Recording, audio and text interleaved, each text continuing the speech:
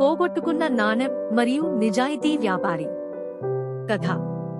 సన్నీవిల్లే అనే సందడిగా ఉండే పట్టణంలో రాబర్ట్ అనే దయగల కాని పేద వ్యాపారి నివసించాడు. ఒకరోజు మిస్టర్ విలియమ్స్ అనే ధనిక ప్రయాణికుడు పట్టణ చతురస్రం గుండా వెళుతుండగా అతను అనుకోకుండా ఒక విలువైన బంగారు నాణెంను జారవిడిచాడు. తన నష్టం తెలియకుండా అతను తన ప్రయాణాన్ని కొనసాగించాడు.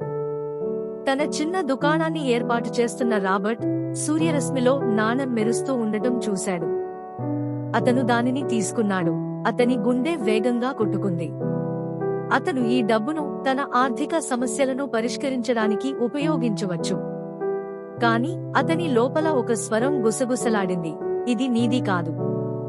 అతను చుట్టూ అడిగాడు, చతురస్రంలోని ప్రజలకు నాణెం చూపిస్తూ, కాని ఎవరూ దానిని క్లెయిమ్ చేయలేదు.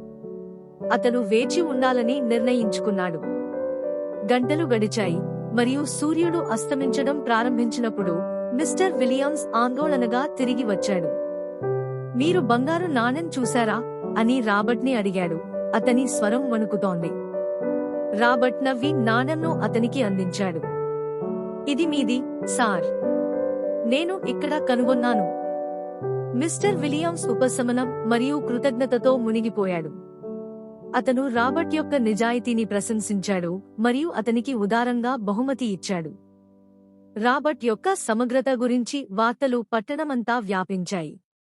అతని దుకాణం వృద్ధి చెందింది. అతని వస్తువుల వల్ల మాత్రమే కాదు, అతని కీర్తి వల్ల కూడా. నీతి, నిజాయితీ మరియు సమగ్రత ఏదైనా భౌతిక సంపద కంటే విలువైనవి.